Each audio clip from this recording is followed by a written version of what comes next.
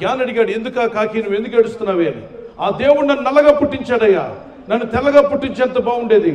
ఆగాగు నువ్వు ఎలా మారాలనుకుంటున్నావు అని అడిగాడు.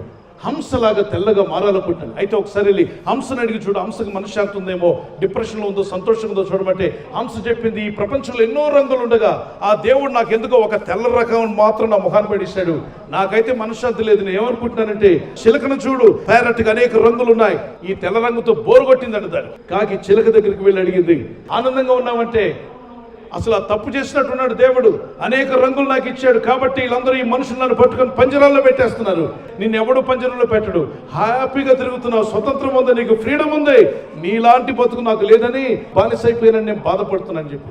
ఏం చెప్పారు వాళ్ళంతా కూడా అంటే, అందరూ డిప్రెషన్లో ఉన్నారు సార్, అందుకే దేవుడు నీకు ఏది ఇస్తే దాంతో తృప్తిగా ఉండు, దేవుడికి ఇచ్చిన దాంతో తృప్తి కలిగి ఉండు, శాంతి సమాధానం దేవుడికి అనుగ్రహిస్తాడు.